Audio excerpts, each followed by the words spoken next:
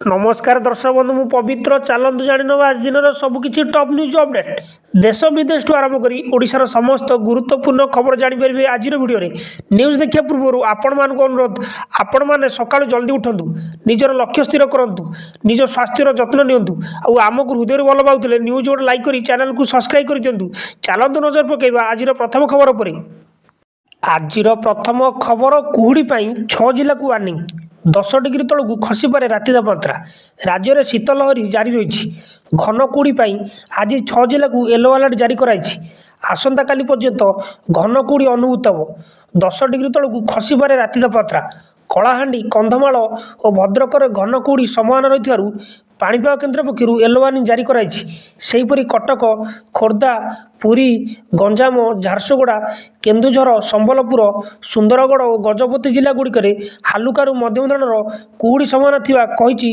पाणीपाग विभाग बोली सूचना मिली। परवर्ती खबर गुजरात रे गुड़ी आतंक 15 मृत 200 हाथ गुजरात रे मकर संक्रांति अवसर में गुड़ी उड़ाई मात्र गुड़ी खुशी परिवर्ते दुख दे जाइछि विभिन्न अंचल में आतंक खेलाई गुड़ी उड़ा जनित अघटन राज्य में 15 जनक मृत्यु होइछि 200 अधिक आहत होइछन्ति मृतक मध्य 3 ରୁ 5 वर्षर शिशु सामिल अछन्ति मंचा सूता अधिकांश मृताहत होइछन्ति एही सूता गांधीधाम रे 10 मासर शिशु गुरुतर आहत होइछन्ति बोली सूचना मिली। परवर्ती खबर दया नदी जल में भयंकर भूताणु कणासर दया नदी जल संपूर्ण दूषित होइछि यारी मध्य सामनाक आसी दया नदी जल रिपोर्ट यह नदी जल में भयंकर भूताणु थिबा रिपोर्ट जना पड़ी स्वास्थ्य विभाग यह प्रसंग में लोक सतर्क करने सह दया जल को व्यवहार न करने लगी परामर्श देछन्ति यह नदी जल व्यवहार करी लोके झाड़ा बांति आक्रांत होगा पर पुरी जिला स्वास्थ्य विभाग चिंता बढ़ी जाइए सूचना मिली। परवर्ती खबर आज 3 दिनिया रायगड़ा गस्तर जिबे मुख्यमंत्री मोहन माझी आज मुख्यमंत्री मोहन चरण माझी 3 दिनिया रायगड़ा जिला गस्तर आसवे प्रधानमंत्री नरेंद्र मोदी द्वारा अनुष्ठित होगा समन्वित कार्यक्रम में जोगदेवार कार्यक्रम रही समग्र देशर विभिन्न हिताधिकारी प्रधानमंत्री आलोचना करने बेले राज्यर रायगड़ा जिला से अंतर्भुक्त होती मुख्यमंत्री श्री माझी हेलिकप्टर जगे आसी स्थानीय जेसीडी पड़िया ओह्लैबे सेठारु बिजू पट्टनायक ऑडिटोरियम ठारे आयोजित कार्यक्रम में जोगदे बोली सूचना मिली। परवर्ती खबर फेब्रुआरी 1 रु धाड़ी दर्शन प्रक्रिया आरंभ हो पारे फेब्रुआरी 1 रु श्रीमंदिर में धाड़ी दर्शन प्रक्रिया आरंभ हो पारे एने सूचना देले आईन मंत्री पृथ्वीराज हरिचंदन कहले हुंडी स्थानांतरण विलंब हो धाड़ी दर्शन किछि दिन तारीख आहरी बढ़ी पारे फेब्रुआरी 1 रु प्रक्रिया आरंभ हो पारे यह प्रक्रिया सरिया पर धाड़ी दर्शन स्ट्रक्चर इनस्टल होबो बोली सूचना मिली। परवर्ती खबर वयस्कों खुशी खबर तीर्थयात्रियों स्पेशल ट्रेन शुभारंभ कले मोहन माझी तीर्थयात्रियों स्पेशल ट्रेन शुभारंभ कले मुख्यमंत्री मोहन चरण माझी वरिष्ठ नागरिक यात्रा हम सुखद यह स्पेशल ट्रेन भुवनेश्वर शिरडी नासिक जीव 6 जिलूर पाखापाखि 800 लोक यात्रा आरंभ कर ट्रेन बोली सूचना मिली। परवर्ती खबर भुवनेश्वर में सिंगापुर राष्ट्रपति 40 प्लाटून पुलिस मुतयन 5 दिनिया भारत गस्तर आसीथिबा सिंगापुर राष्ट्रपति 2 दिनिया ओडिशा गस्तर आछन्ति भुवनेश्वर में पहुंची सिंगापुर राष्ट्रपति को स्वागत कले मुख्यमंत्री मोहन चरण माझी राष्ट्रपति सुरक्षा पर अधिक गुरुत्व दिखाई राष्ट्रपति गस्त 40 प्लाटून पुलिस फोर्स एवं वरिष्ठ अधिकारी माने मुतयन रही वीआईपी सुरक्षा जनसाधारण सुगमनागमन को दृष्टि रखी ट्राफिक कटकणा लागू कराई सूचना मिली। परवर्ती खबर महिला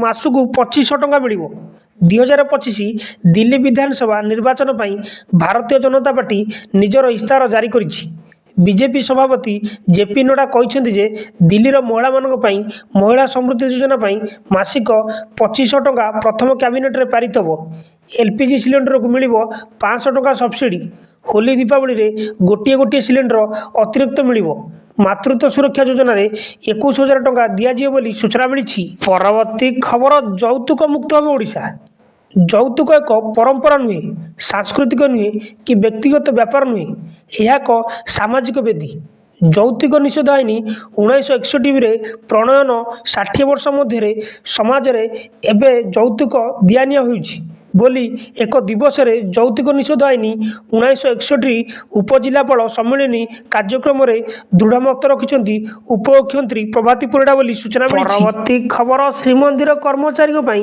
ଜାରି ହେଲା 5 ସୂଚୀ ଗାଇଡଲାଇନ୍। ଡ୍ୟୁଟି ସମୟରେ ପାନ ଗୁଟୁକା ମନା। ଶ୍ରୀମନ୍ଦିର କର୍ମଚାରୀଙ୍କ ପାଇଁ ଜାରି ହେଲା ନୂଆ ଗାଇଡଲାଇନ୍। 5 ସୂଚୀ ଗାଇଡଲାଇନ୍ ଜାରି କଲା ଶ୍ରୀମନ୍ଦିର ପ୍ରଶାସନ।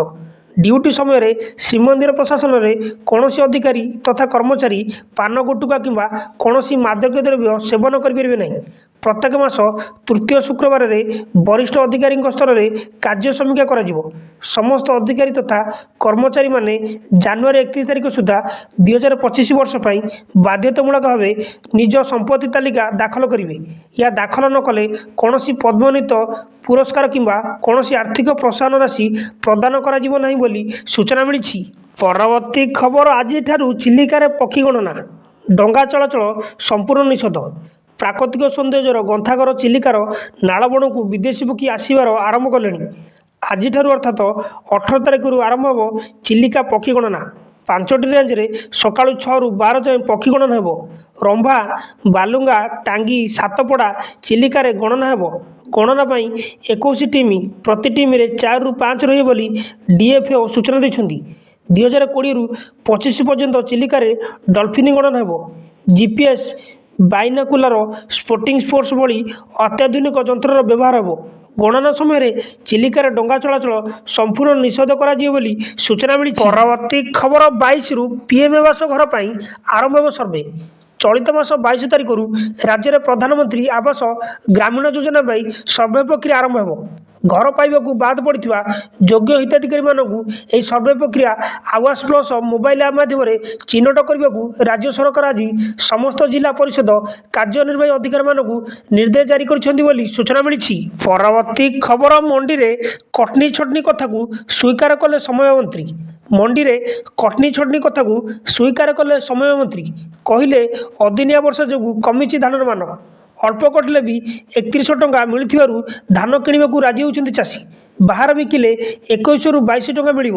ସେଥିପାଇଁ କିଛି କାଟିଲେ ବି ଚାଷୀ ଧାନ ବିକ୍ରି କରୁଛନ୍ତି। ରାଜ୍ୟ ସରକାର ପ୍ରାୟ 30,000 ଟନ୍ ଧାନ କିଣି ସାରିଲେଣି। ବିରୋଧୀ ଦଳ କେବଳ ରାଜନୀତି କରୁଛନ୍ତି ବୋଲି ମନ୍ତ୍ରୀ କହିଛନ୍ତି ବୋଲି ସୂଚନା ମିଳିଛି। ପରବର୍ତ୍ତୀ ଖବର, ନନ୍ଦନକାନନରେ ଜଳହସ୍ତୀ ଶାବକ ଜନ୍ମ। ପ୍ରାଣୀ ଉଦ୍ୟାନ ନନ୍ଦନକାନନରୁ ଆସିଛି ଏକ ଖୁସି ଖବର। ପ୍ରାଣୀ ଉଦ୍ୟାନର 62 ନମ୍ବର ଖୁଆଡ଼ରେ ରହୁଥିବା ଜଳହସ୍ତୀ ଏକ ଶାବକ ଜନ୍ମ ଦେଇଛି। ମା ଛୁଆ ସୁସ୍ଥ ଥିବାବେଳେ ଜଳାଶୟରେ ବିଚରଣ କରୁଥିବା ଜଣାପଡ଼ିଛି। ଏହି ଛୁଆ ଜନ୍ମ ଦେବା ପରେ ନନ୍ଦନକାନନରେ ଜଳହସ୍ତୀଙ୍କ ସଂଖ୍ୟା 12କୁ ବୃଦ୍ଧି ପାଇଛି। ସେଥିମଧ୍ୟରେ 6 ମାଇ ଓ 5 ଅଣ୍ଡିରା ରହିଥିବା ସୂଚନା ମିଳିଛି। ପରବର୍ତ୍ତୀ ଖବର, ଜାନୁଆରୀ ଶେଷ ସୁଦ୍ଧା ମିଳିବ ସୁଭଦ୍ରା ଟଙ୍କା। ଚଳିତ ମାସ ଶେଷ ସୁଦ୍ଧା ମିଳିବ ସୁଭଦ୍ରାର ପ୍ରଥମ କିସ୍ତିର 4ଥ ପର୍ଯ୍ୟାୟ ଟଙ୍କା। ପ୍ରଥମ କିସ୍ତିର 3ୟ ପର୍ଯ୍ୟାୟ ଟଙ୍କା ମିଳିସାରିଥିବା ବେଳେ ଜାନୁଆରୀ ଶେଷରେ 4ଥ ପର୍ଯ୍ୟାୟ ଟଙ୍କା ମିଳିବ ବୋଲି କହିଛନ୍ତି ପ୍ରଭାତୀ ପରିଡ଼ା।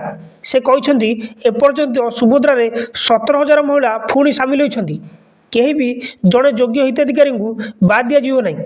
4ଥ ପର୍ଯ୍ୟାୟ ଟଙ୍କା ମିଳିବା ପରେ ମଧ୍ୟ KYC ଅପଡେଟ୍ କଲେ କିମ୍ବା ଅପ୍ଟ-ଇନ୍ କଲେ ଯୋଜନାରେ ସାମିଲ ହୋଇପାରିବେ ହିତାଧିକାରୀ ବୋଲି ସୂଚନା ମିଳିଛି। ନ୍ୟୁଜ୍ଟି ଏଇଠି ସମାପ୍ତ ହୋଇଛି। ନ୍ୟୁଜ୍ଟି ଭଲ ଲାଗିଥିଲେ ଆପଣମାନଙ୍କୁ ଅନୁରୋଧ, ନିହାତି ଭାବେ ନ୍ୟୁଜ୍ଟିକୁ ଲାଇକ୍ କରି ଚ୍ୟାନେଲକୁ ସବସ୍କ୍ରାଇବ୍ କରିଦିଅନ୍ତୁ। ଆଉ ଆପଣମାନେ କେଉଁ ଜିଲ୍ଲାରେ ନ୍ୟୁଜ୍ ଦେଖୁଛନ୍ତି ନ୍ୟୁଜ୍ରେ କମେଣ୍ଟ କରି ଜଣାନ୍ତୁ। ଧନ୍ୟବାଦ। ରହିଲି, ଜୟ ଜଗନ୍ନାଥ।